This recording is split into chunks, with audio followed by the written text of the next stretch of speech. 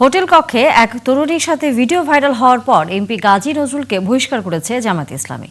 বুধবার দলটির নির্বাহী পরিষদের বৈঠকে এই সিদ্ধান্ত নেওয়া হয়। পরে গণমাধ্যমে পাঠানো বিবৃতিতে বলা হয়েছে, বহিষ্কারের বিষয়টি নির্বাচন কমিশনকে শীঘ্রই জানানো হবে। এদিকে নেতাকর্মীদের সাম্প্রতিক কিছু বিতর্কিত ভূমিকায় দলের ইমেজ ক্ষুণ্ণ হয়েছে বলে মনে করেন দলটির শীর্ষ নেতারা। শাহেদুজ্জামান সাকিবের প্রতিবেদন। 2 দিন ধরে talk of the country Jamaat MP Gazi Nazrul Islam. একটি হোটেল কক্ষে এক তরুণীর সঙ্গে তার ভিডিও ভাইরাল হয়। এতে সমালোচনার ঝড় বইছে সামাজিক যোগাযোগ মাধ্যম থেকে রাজনৈতিক অঙ্গনে। বুধবার এ নিয়ে বৈঠক করে জামায়াতের সর্বোচ্চ নীতি নির্ধারণী ফোরাম, কেন্দ্রীয় নির্বাহী পরিষদ। সিদ্ধান্ত হয় এমপি নজরুল ইসলামকে দল থেকে বের করে দেওয়ার। সাতক্ষীরা 4 আসনের সংসদ সদস্য ব্যাপারে যে অপরাধটি তদন্তের মাধ্যমে প্রমাণিত হয়েছে, সেটাকে নৈতিক পদস্খলনজনিত হওয়ায় সাংগঠনিক গঠনতন্ত্রের ৬২ নম্বর ধারা অনুযায়ী তাকে দল থেকে বহিষ্কারের সিদ্ধান্ত নিয়েছে। এরা প্রতীয়মান হয় দলের মধ্যে ব্যক্তি নয়, সেটা জামাত প্রমাণ করেছে। আদর্শ নৈতিকতার প্রশ্নে জামাত সবসময় আপোষহীন ছিল। পরে গণমাধ্যমে পাঠানো বিবৃতিতে বলা হয়, এমপি নজরুলের বহিষ্কারের বিষয়টি অবিলম্বে নির্বাচন কমিশনকে অবহিত করা হবে। 24-এর গণ অভ্যুত্থান আশীর্বাদ হয়ে আসে জামায়াতের জন্য। প্রথমবারের মতো বিরোধী দলের আসনে বসে তারা। তবে নির্বাচনের পর বিশৃঙ্খলা বাড়ছে দলটিতে। তৃণমূল পর্যায়ে চাঁদাবাজি, যৌন হয়রানি এবং শৃঙ্খলা ভঙ্গের নানা অভিযোগ উঠে আসছে নেতাকর্মীদের বিরুদ্ধে। সংগঠন যখন বিস্তৃত হয়, লোকসংখ্যা বাড়ে, তো এখানে তো লোকসংখ্যার বিভিন্ন দিক থেকে আসে। একটা হলো জেনারেল পিপলের সম্পৃক্ততা বাড়ে, বিভিন্ন মত আদর্শ থেকেও তারা বুঝে শুনে এদিকে আসে। তো একটা লোক আসা এবং তার আদর্শিকভাবে আমাদের তৈরি করার যে প্রক্রিয়া, সেটা তো সময় সাপেক্ষ ব্যাপার। সেই কারণেও অনেক সময় ব্যর্থ ঘটে। নেতারা বলছেন, নৈতিকতার প্রশ্নে কঠোর অবস্থানে আছে দলটি। তো বাংলাদেশের রাজনীতিতে অতীতে অনেক বড় বড় নেতাদের ওই ধরনের নৈতিক স্খলন হয়েছে, স্ক্যান্ডাল হয়েছে, এগুলো আমরা জেনেছি, ইত্যাদি ইত্যাদি। কিন্তু এই সমস্ত বিষয়ে জামাত ইসলামীর অবস্থানটা সবসময় খুবই স্পষ্ট ছিল এবং দ্ব্যর্থহীন ছিল। আমরা কোনো ক্ষেত্রেই এই সমস্ত বিষয়কে অ্যালাউ করি না। এই বিশৃঙ্খল অবস্থান থেকে বের হতে দফায় দফায় বিভিন্ন সাংগঠনিক ইউনিটের সাথে বৈঠক ছাড়াও বিভিন্ন নির্দেশনা পাঠানো হয়েছে দলটির শীর্ষ পর্যায় থেকে। সাম্প্রতিক যে আমাদের ইলেকশন। শাহেদুজ্জামান সাকিব, 71, ঢাকা। এমপি গাজী নজরুলকে দল থেকে বহিষ্কারের পর সংসদ সদস্য পদ কি টিকে থাকবে তার? জাতীয় সংসদের চিফ হুইপ নুরুল ইসলাম মনি জানিয়েছেন, শুধুমাত্র নিজে থেকে পদত্যাগ করলেই তার সদস্য পদ থাকবে না। তবে বিষয়টি নৈতিকতার প্রশ্ন। এদিকে ইসি জানিয়েছে, জামায়াত থেকে চিঠি এলে বিধি অনুযায়ী ব্যবস্থা নেবে তারা। মোহন ইসলামের প্রতিবেদন। এর আগে নৈতিক স্খলন বা কোনো কারণে কেউ আলোচনায় এলে বা অভিযুক্ত হলে দলীয় চাপে পদত্যাগ করেছেন সংসদ সদস্যরা। এবার নৈতিক স্খলনের দায়ে সংসদ সদস্য গাজী নজরুলকে বহিষ্কার করেছে জামায়াতে ইসলামী। মাননীয় সংসদ সদস্য জনাব গাজী নজরুল ইসলাম, আপনার সময় 8 মিনিট। ফলে প্রশ্ন উঠেছে, তার সংসদ সদস্য পদ থাকবে নাকি থাকবে না। নানা রঙে রঞ্জিত এই রংবাজ প্রেসিডেন্টকে আমি ধন্যবাদ দিতে পারছি না বলে দুঃখিত। সংবিধানের 70 অনুচ্ছেদ অনুযায়ী সংসদে দলের বিরুদ্ধে ভোট দিলে কিংবা কোনো কারণে দল থেকে পদত্যাগ করলে সংসদ সদস্য পদ থাকে না। অথবা সংবিধানের 66 অনুচ্ছেদের 1-এর ঘতে বলা হয়েছে, নৈতিক স্খলনজনিত ফৌজদারি অপরাধে 2 বছরের সাজা হলে সদস্য পদ থাকবে না। সাংবিধানিক বাধ্যবাধকতা নেই, দায়বদ্ধতা নেই, বাধ্যবাধকতা নেই, মানে করা যাবে না। তো উনি নিজে স্বেচ্ছায় পদত্যাগ করলেই কেবল সদস্য করতে হবে। এটা বলতেছে এই নৈতিকতার প্রশ্ন। নৈতিকভাবে যদি মনে করেন তিনি গঠিত অপরাধ করেছেন, তাহলে তো সে ঠিক নেই। এই ব্যাপারটা নৈতিকতার প্রশ্ন। এদিকে জামায়াত থেকে গণমাধ্যমে পাঠানো বিবৃতিতে বলা হয়েছে, গাজী নজরুলের বহিষ্কারের বিষয়টি অবিলম্বে ইসিকে অবহিত করা হবে। আর ইসি জানিয়েছে, বিষয়টি তাদের কাছে এলেই আইন অনুযায়ী ব্যবস্থা নেওয়া হবে। আমাদের নোটিশ আসলে তারপরে দেখব। এই সংক্রান্ত বিষয়ে কমিশন এখনো পর্যন্ত অবহিত নয়। বিভিন্ন সময়ে দল থেকে বহিষ্কারের পরও আব্দুল লতিফ সিদ্দিকী, মুরাদ হাসান এবং গোলাম মাওলা রনি সদস্যপদে বহাল ছিলেন। মোহন ইসলাম, 71, ঢাকা। আগামী বছর প্রথম দিকে স্থানীয় সরকার নির্বাচন অনুষ্ঠিত হবে বলে জানিয়েছেন স্থানীয় সরকার, পল্লী উন্নয়ন ও সমবায় মন্ত্রী মির্জা ফখরুল ইসলাম আলমগীর। রাজধানীর ডিপ্লোমা ইঞ্জিনিয়ার ইনস্টিটিউশনে আয়োজিত আলোচনা সভায় তিনি একথা বলেন শক্তিশালী হয় যখন তার স্থানীয় সরকার ব্যবস্থা শক্তিশালী হয়। মামুন হোসেনের রিপোর্ট। স্থানীয় সরকার শক্তিশালী করে নতুন বাংলাদেশ বিনির্মাণে তৃণমূল জনপ্রতিনিধি, ইউপি চেয়ারম্যান ও সদস্যদের করণীয় শীর্ষক এই আলোচনা সভা। আয়োজক বাংলাদেশ ইউনিয়ন পরিষদ চেয়ারম্যান মেম্বার অ্যাসোসিয়েশন। স্থানীয় সরকার, পল্লী উন্নয়ন ও সমবায় মন্ত্রী মির্জা ফখরুল ইসলাম আলমগীর বলেন, আগামী বছরের প্রথম দিকে স্থানীয় সরকার নির্বাচন হবে এবং সেটি হবে সুষ্ঠু ও নিরপেক্ষ নির্বাচন। সামনে আপনাদের কিন্তু নির্বাচন আসছে। আমি আপনাদের বলছি, আমরা এই বছরে না হোক সামনের বছর প্রথম দিকে কিন্তু আপনাদের ইউনিয়ন পরিষদের নির্বাচন হবে এবং এই পরের দিন নির্বাচন হবে একেবারে নিরপেক্ষ। এখানে কোনো বিএনপি বলে বা জামাত ইসলাম বলে কোনো সুবিধা কেউ পাবে না। এ সময় ইউনিয়ন পরিষদের চেয়ারম্যান ও সদস্যদের ভাতা বাড়ানোর বিষয়ে প্রধানমন্ত্রীর সঙ্গে আলোচনা করবেন বলেও জানান তিনি। আপনাদের সঙ্গে, তৃণমূল মানুষের সঙ্গে তাদের সমস্যাগুলো আমি বুঝি বলেই আমি কিন্তু আমরা সেইভাবে কাজ করার চেষ্টা করি। এই ভাতার ব্যাপারটা নিয়ে আমি অবশ্যই আমাদের মাননীয় প্রধানমন্ত্রীর সঙ্গে কথা বলবো, তারেক রহমানের সঙ্গে কথা বলবো এবং এটা যেন একটা সম্মানজনক জায়গা, সেটা আমি অবশ্যই করবো। তিনি বলেন, জনগণের ভোটে নির্বাচিত জনপ্রতিনিধিদের ইচ্ছে করলেই বরখাস্ত করা উচিত না। জনপ্রতিনিধি যে নির্বাচিত হয়ে আসে জনগণের ভোটের মধ্যে দিয়ে, তাকে সহজেই ইচ্ছা করলেই কিন্তু বরখাস্ত করা উচিত না। মামুন হুসাইন, ৭১, ঢাকা। 2 থেকে 3 দিনের মধ্যে সিএনজির তীব্র সংকট মিটে যাবে বলে জানিয়েছে জ্বালানি বিভাগ। এলএনজি টার্মিনালের যান্ত্রিক ত্রুটির কারণে গ্যাস সরবরাহ কম হচ্ছে বলেও জানায় মন্ত্রণালয়। এদিকে আগামী 48 দিনের মধ্যে দেশে জ্বালানি তেলের সংকট হবে না, সে সাথে 31 জুলাই এর মধ্যে 1,80,000 মেট্রিক টন ডিজেল আসবে বলেও জানানো হয়। শারমিনের রিপোর্ট। গাড়ির এমন সারি সারি অবস্থা দেখে হঠাৎ জ্যাম মনে হলেও আসলে এটা সিএনজি পাম্পের বাইরের ছবি। গ্যাসের জন্য লম্বা সময়ের অপেক্ষা। বুধবার জ্বালানি সার্বিক পরিস্থিতি নিয়ে সংবাদ সম্মেলনে মন্ত্রণালয়ের মুখপাত্র সংকটের জন্য ভাসমান এলএনজি টার্মিনালের যান্ত্রিক ত্রুটির কথা জানান। সেই সাথে আগামী 2 থেকে 3 দিনে এটি সমাধান হবে বলেও আশ্বস্ত করেন।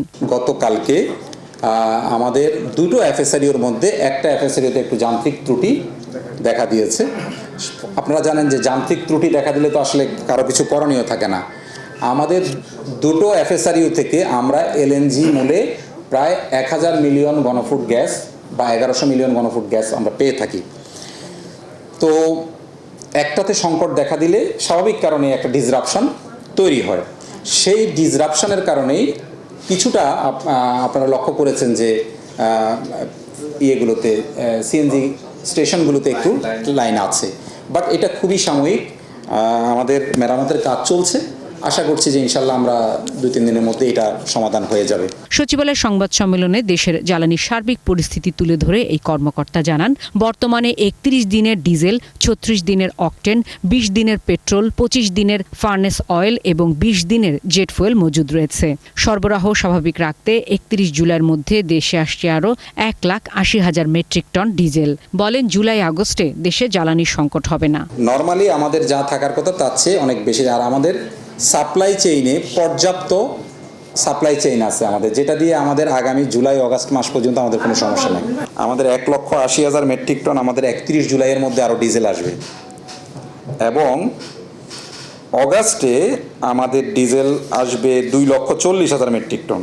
ফলে আমাদের পর্যাপ্ত মজুদ আছে ইনশাল্লাহ, এই দিক থেকে কোনো অসুবিধা নাই। অন্যান্য জ্বালানি পণ্যেও কোনো সংকট নাই। এই কর্মকর্তা জানান, বর্তমান সরকার দায়িত্ব নেওয়ার সময় 15 দিনের জ্বালানি মজুদ ছিল, এখন সে মজুদ প্রায় 1.5 মাসে পৌঁছেছে। আমাদের জ্বালানি তেলের কোনো রকম সংকট আমাদের কাছে এই মুহূর্তে নেই। জ্বালানি সংকট মোকাবেলায় গেল এপ্রিলে অফিসের সময়সূচিতে কিছুটা পরিবর্তন আনা হয়। তবে জ্বালানি সংকট এখন না থাকায় সরকার অফিস পূর্বের সূচিতে ফেরাবে কিনা এমন প্রশ্নের জবাব দেন এই কর্মকর্তা। এটা একটা পলিসি ডিসিশন। আমার মনে হয় হয়তো ক্যাবিনেটের পর্যায়ে এটা আপনারা যখন মিটিং হয় তখন জিজ্ঞেস করলে এই উত্তরটা। শারমিন মীরা, ৭১, ঢাকা। বাংলাদেশের সংস্কার প্রক্রিয়াকে জোরালোভাবে সমর্থন করে যুক্তরাষ্ট্র। এই ইস্যুতে বিএনপির সাথে আলোচনা করার কথা বলেছেন ঢাকায় নিযুক্ত যুক্তরাষ্ট্রের রাষ্ট্রদূত ব্রেন্ট টি ক্রিসেনস্টেন্স। বুধবার তরুণদের দল এনসিপির শীর্ষ নেতাদের সাথে বৈঠক করেন তিনি। পরে গণমাধ্যমের সামনে বিস্তারিত তুলে ধরেন দলটির মুখপাত্র আসিফ মাহমুদ। রাশেদ আনিসের প্রতিবেদন। এদিন এনসিপির কেন্দ্রীয় কার্যালয়ে আসেন ঢাকায় নিযুক্ত যুক্তরাষ্ট্রের রাষ্ট্রদূত ব্রেন্ট টি ক্রিস্টেনসন। এখানে দলটির শীর্ষ নেতাদের সাথে প্রায় 1.5 ঘন্টা বৈঠক করেন তিনি। এনসিপির পক্ষ থেকে বৈঠকে অংশ নেন দলটির আহ্বায়ক নাহিদ ইসলাম ও মুখপাত্র আসিফ মাহমুদ। কি কথা মার্কিন রাষ্ট্রদূতের সাথে? বৈঠক শেষে সেটাই খোলাসা করেন এনসিপির মুখপাত্র। দাবি করেন বাংলাদেশের সংস্কার প্রক্রিয়া নিয়ে সায় আছে এনপির সাথে আলোচনা করার কথা জানিয়েছে যুক্তরাষ্ট্রের রাষ্ট্রদূত। তো রিফর্মের ক্ষেত্রে তারা স্ট্রংলি এটাকে সাপোর্ট করেন এবং তারা এটার জন্য সরকার দল জামাতে ইসলামী এবং সবার সাথেই তারা এক ধরনের নেগোসিয়েশন এবং কথাবার্তার মধ্যে আছেন আর কি, এবং আমরা এই জন্য সাপোর্ট চেয়েছি। অন্তর্বর্তী সরকারের আমলে সম্পাদিত বাংলাদেশ আমেরিকা বাণিজ্য চুক্তি নিয়ে আগে থেকে কিছুই জানত না এনসিপি। আসিফ মাহমুদ জানান, এই চুক্তির বাস্তবায়নে বাংলাদেশ যাতে লাভবান হয় এমন আলোচনাও হয়েছে বৈঠকে। ট্রেড এগ্রিমেন্ট হওয়ার আগে আমাদের কোনো আলোচনা হয়নি এবং এটা এর আগে আমরা কয়েকবার এখানে প্রেস ব্রিফিংয়ে আমার মনে আছে আমি 2বার অন্তত পরিষ্কার করেছি আমাদের আলোচনা হয় নাই, এবং আমরা এই বিষয় নিয়ে অন্তর্বর্তী সরকারকেও এবং আমেরিকান এম্বাসিকেও তাদেরকেও বারবার আমরা পরবর্তীতে যখন এটা নিয়ে আলোচনা হয়েছে আমরা বলেছি যে ইউ শুড হ্যাভ আমাদের সাথে আলোচনা করাটা প্রয়োজন ছিল আর কি অ্যাজ এ স্টেক হোল্ডার। সাম্প্রতিক নানা রাজনৈতিক ঘটনাও বৈঠকে গুরুত্ব পেয়েছে বলেও জানান তিনি। আমরা তাদের সাথে আমাদের এই সম্পর্ক সামনের দিনে আরও কিভাবে ভালো করা যায়। রাশেদ আনিস, 71, ঢাকা। নেত্রকোনার পাহাড়ি ঢলের পানি নেমে গেছে, তবে রাস্তাঘাট, ঘরবাড়ি ও আমন ধানের ব্যাপক ক্ষয়ক্ষতি হয়েছে। এদিকে বৃষ্টি ও পাহাড়ি ঢলে উত্তর এবং মধ্যাঞ্চলে নদ নদীর পানি বাড়ছে। তিস্তার পানি বেড়ে বিপদসীমার খুব কাছ দিয়ে বইছে। পদ্মা ও যমুনার পানীয় এলাকায় শুরু হয়েছে ভাঙন। নিম্নাঞ্চলে বন্যার আশঙ্কা করছে পানি উন্নয়ন বোর্ড। সহকর্মীদের তথ্য ছবিতে বিস্তারিত। নেত্রকোনার পাহাড়ি ঢলের পানি নেমে গেছে, কিন্তু ভেঙে দিয়ে গেছে বিভিন্ন কাঁচা পাকা সড়ক, মানুষের ঘরবাড়ি, স্কুল সহ বহু স্থাপনা। জেলার কলমাকান্দা উপজেলার বিভিন্ন ক্ষতিগ্রস্ত এলাকা পরিদর্শন করেছেন জাতীয় সংসদের ডেপুটি স্পিকার। তিনি জরুরি ভিত্তিতে সংস্কার কাজ শুরুর কথা জানিয়েছেন। ফ্লাশ ফ্লাড হলে যেন ক্ষতিগ্রস্ত না হয় সেই বন্দোবস্ত করার জন্য আমরা চেষ্টা করছি। আমি আজকে সরজমিনে এখানে আসছি, কনসার্ন যারা সরকারি কর্মকর্তা আছেন ওনারাও এসছেন। খুবই দুঃখজনক, বাচ্চারা যে কালকে সকালে স্কুলে আসবে এই পরিস্থিতিটা নাই। তো জেলা শিক্ষা কর্মকর্তা আসছেন, উনি নিশ্চয়ই এই ব্যাপারে সচেতন থেকে কাজ করবেন এবং এডিসি জেনারেল সাহেবও আছেন। আমরা যেটা চেষ্টা করব রাজনৈতিক দৃষ্টিকোণ থেকে যদি বলি, এলাকার জনপ্রতিনিধি হিসেবে আমার প্রথম কাজ হবে নেক্সট ফ্লাশ ফ্লাডের আগে যেন একটা প্রটেক্টিভ মেজার আমরা নিতে পারি। টানা বৃষ্টিতে গাইবান্ধার পলাশবাড়িতে তীব্র আকার ধারণ করেছে নদী ভাঙন। ক্ষতিগ্রস্ত এলাকায় সহযোগিতার আশ্বাস দিলেন উপজেলা নির্বাহী কর্মকর্তা। আর পানি উন্নয়ন বোর্ড বলছে মন্ত্রণালয়ে চাহিদাপত্র অনুমোদনের জন্য পাঠানো হয়েছে। খোঁজ খবর নিয়ে কি ক্ষয়ক্ষতি হয়েছে তাদের সেই ক্ষয়ক্ষতি নিরূপণের জন্য এবং সহযোগিতা যা প্রয়োজন আমরা উপজেলা প্রশাসন থেকে করবো। লালমনিরহাটে নদ নদীর পানি বাড়ার সঙ্গে সঙ্গে নিম্নাঞ্চল তলিয়ে যাচ্ছে। অনেক এলাকায় দেখা দিয়েছে ভাঙন। পানি উন্নয়ন বোর্ডের নির্বাহী প্রকৌশলী জানিয়েছেন, পানি বৃদ্ধি এবং কমার কারণে এই ভাঙন। ঠিকভাবে থাকতে পারি না, রান্না বান্না করতে পারি না, কতদিন আবার শুকনা চিরা মুড়ি খেয়ে থাকি। এদের যে সমস্যাটা হয়, এরা কোথাও যেতে পারে না। পানি যখন ওঠে এরা গরু ছাগল নিয়ে সমস্ত রাস্তা উঠে লাগে। বুধবার সকালে নীলফামারীর ডালিয়া পয়েন্টে তিস্তার পানি বিপদসীমার মাত্র 1 থেকে 2 সেন্টিমিটার নিচ দিয়ে প্রবাহিত হয়। খুব দ্রুত নেমে যাচ্ছে, আরও নামবে ফরকাস্ট বলতেছে। আমার মতে এটা নিয়ে আর তো চিন্তা করার কোনো কারণ। সিরাজগঞ্জে যমুনার পানি বাড়লেও এখনও ঝুঁকি তৈরি হয়নি। কোনো কোনো এলাকায় শুরু হয়েছে ভাঙন। পটুয়াখালীর কলাপাড়ায় টিয়াখালী নদীর পানির তোরে ধানখালীর মধ্য লোন্দা গ্রামের এক স্লুইস গেট সহ সড়ক দেবে গেছে। বন্ধ হয়ে গেছে পানি নিষ্কাশন। পিন্টু হাজং, 71। এবারের বন্যায় চট্টগ্রামের 5 উপজেলার ব্যাপকভাবে ক্ষয়ক্ষতি হয়েছে হাঁস মুরগি ও গবাদি পশুর খামারে। সরকারি হিসেবে এই খাতে ক্ষতির পরিমাণ 60 কোটি টাকা বেশি। এদিকে বন্যার পর দেখা দিয়েছে পশু খাদ্যের ঘাটতি। এতে দিশেহারা খামারিরা চেয়েছেন সরকারি সহযোগিতা। তবে প্রাণী সম্পদ অফিস বলছে, বন্যার পর মরগ ঠেকাতে বন্যা আক্রান্ত এলাকাগুলোতে গবাদি পশু টিকাদান কর্মসূচি শুরু হয়েছে। তাই আতঙ্কিত না হবার পরামর্শ কর্মকর্তাদের। প্রণবেশ চক্রবর্তীর প্রতিবেদন, ক্যামেরায় ছিলেন জহুরুল ইসলাম। দক্ষিণ চট্টগ্রাম সহ জেলার 5 উপজেলায় এবারের ভয়াবহ বন্যায় ব্যাপক ক্ষতি হয়েছে হাঁস মুরগি ও গবাদি পশুর খামারের। আর পানি নামার পর সংকট দেখা দিয়েছে পশু খাদ্যের। খামারিরা বলছেন, বন্যার সময় গবাদি পশু রক্ষা করা গেলেও হাঁস মুরগির খামারগুলো বেশি ক্ষতিগ্রস্ত হয়েছে। জেলা প্রাণী সম্পদ অফিসের হিসেব অনুযায়ী বন্যায় মুরগি মারা গেছে প্রায় 1.5 লাখ আর হাঁস মারা গেছে 1300টি। এছাড়া 4218টি গবাদি পশুর খামার ক্ষতিগ্রস্ত হয়েছে। সব মিলিয়ে ক্ষতির পরিমাণ 60 কোটি টাকা। মুরগি চাষ করতো পোলট্রি ফার্ম, এই পোলট্রি ফার্মগুলো সব নষ্ট হয়ে গেছে। অনেকের মুরগি বেশি চলে গেছে। 6 থেকে 7 লাখ টাকার ক্ষয়ক্ষতি হয়েছে। অন্যান্যদের বেশিরভাগ মনে করেন 2 লাখ থেকে উপরে, একদম যারা নিম্ন শ্রেণীর যারা কৃষক আছে তাদেরও ম্যাক্সিমাম 2 লক্ষ টাকার মতো ক্ষয়ক্ষতি হয়েছে। মাছ, ক্ষেত খোলা সবকিছু, গবাদি পশু সবগুলো নষ্ট হয়ে গেছে। এদিকে বনগুলোতে বাড়ছে গবাদি পশুর মরক রোগ, খুরা রোগ সহ বিভিন্ন রোগ প্রতিরোধে তাই আর এখানে কিছু খাদ্য দিছে। ভাইরাসের কারণে ওই টিকা দেওয়ার জন্য গরু এখানে নিয়ে আসছি, সরকারিভাবে টিকা দিচ্ছে। এ বিষয়ে মৎস্য ও প্রাণী সম্পদ মন্ত্রী জানিয়েছেন, 2 সপ্তাহের মধ্যে বন্যাক্রান্ত এলাকার সব পশুকে টিকার আওতায় নিয়ে আসা হবে। বন্যা আক্রান্ত 5টা জেলার 100% গরু এবং ছাগলকে টিকা দেওয়া শেষ করা হবে। এবার বন্যায় ক্ষতিগ্রস্ত হয়েছে মৎস্য সম্পদও। চট্টগ্রাম বিভাগের 5 জেলায় বন্যায় ডুবেছে 23,610টি পুকুর, দিঘি ও খামার, আর প্লাবিত হয়েছে 789টি মাছের ঘের। টাকার হিসেবে এই ক্ষতি প্রায় 210 কোটি। প্রণবেশ চক্রবর্তী, 71, চট্টগ্রাম। চলছে সংবাদ সংযোগ। সরাসরি সংবাদ অনুষ্ঠান দেখতে চোখ রাখুন 71-এর ফেসবুক পেজে এবং সাবস্ক্রাইব করুন 71-এর ইউটিউব চ্যানেল। থাকুন 71-এর সাথে।